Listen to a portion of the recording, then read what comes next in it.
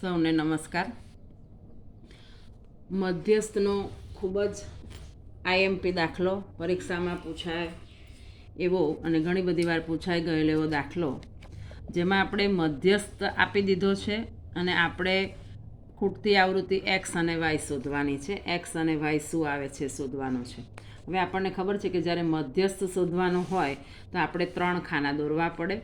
અહીંયા આપણે 2 ખાના દોરીને તૈયાર કર્યા છે. ત્રીજું ખાનું છે સંચય આવૃત્તિ, જે આપણે શીખી ગયા છે કે પહેલા ખાનામાં જે આ 5 હોય એ જ 5 અહીંયા આવે, પછી આનો ને આનો સરવાળો એટલે 5 + એક્સ. હવે આપણે આંકડાઓનો સરવાળો કરીએ અને એક્સ એમને એમ રહેવા દઈએ તો 20માં 5 ઉમેરો તો 25 + એક્સ, 25માં 15 ઉમેરો તો 40 + એક્સ. હવે અહીંયા વાય છે એટલે 40 + એક્સ + વાય, અને 40 ને 5 45 + એક્સ + વાય. હવે અહીંયા આવૃત્તિઓનો કુલ સરવાળો 60 છે એવું રકમમાં આપણને આપેલું છે. હવે આ આપણે લખીએ તો કે આને આપણે એન કહીએ છીએ. એન બરાબર છે 60. તો આપણે સૂત્રમાં આપણને n/2 જોઈશે તો 60/2 એટલે આપણને n/2 મળશે 30. હવે અહીંયા જે આપણને આપ્યું છે આ કે 45 + એક્સ + વાય, તો કુલ આવૃત્તિ છે 60. હવે આ 45ને આપણે આ બાજુ લઈ જઈએ તો એક્સ + વાય બરાબર 60 - 45, અને 60માંથી 45 જાય તો 15, જેનો આપણે છેલ્લે કિંમત મૂકવામાં ઉપયોગ કરીશું.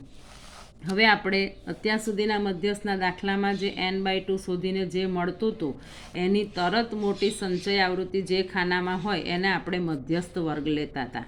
આ દાખલાની અંદર મધ્યસ્થ આપણને આપેલો છે રકમની અંદર 28.5.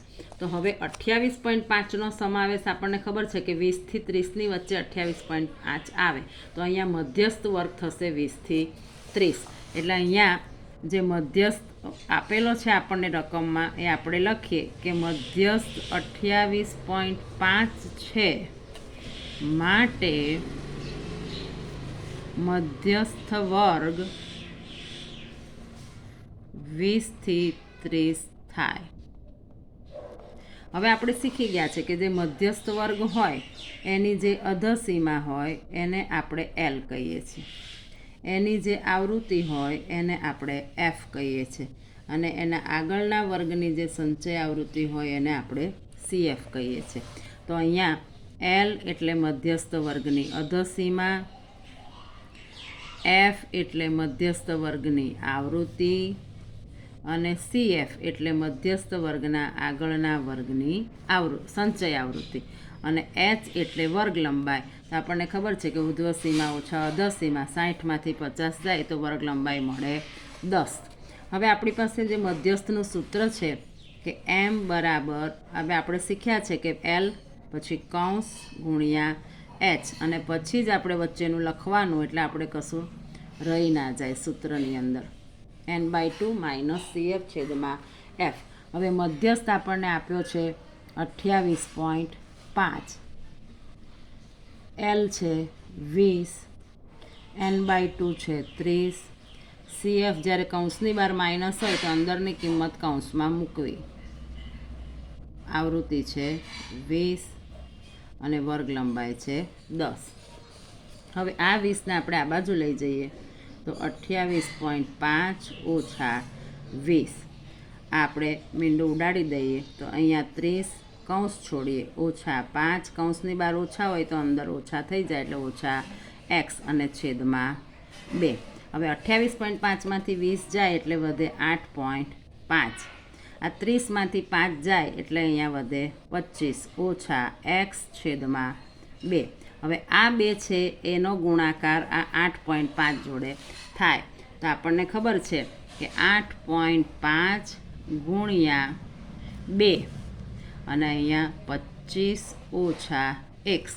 8.5 ગુણ્યા 2 કરીએ એટલે 17, અને અહીંયા 25 - એક્સ.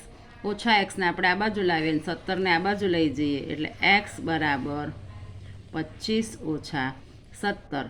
તો 25માંથી 17 જાય તો વધે 8, એટલે આપણને એક્સની કિંમત મળી 8. હવે આપણે વાય શોધવો છે.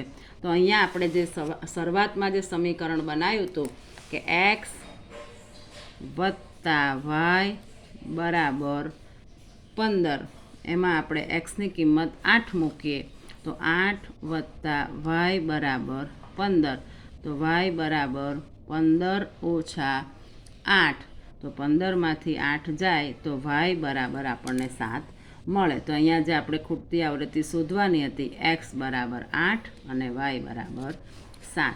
વિડીયો ગમ્યો હોય તો લાઈક અને સબસ્ક્રાઈબ જરૂરથી કરજો. Thank you.